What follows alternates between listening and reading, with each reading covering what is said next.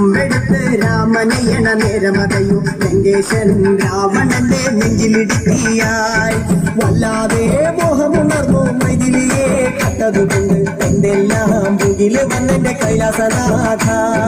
പൊന്നുമകനും മേഘനാഥനും സോദരനും സർവരുമിന്ന് തന്നെ വിട്ട് പോയതല്ലോ കാലപുരി തന്നിൽ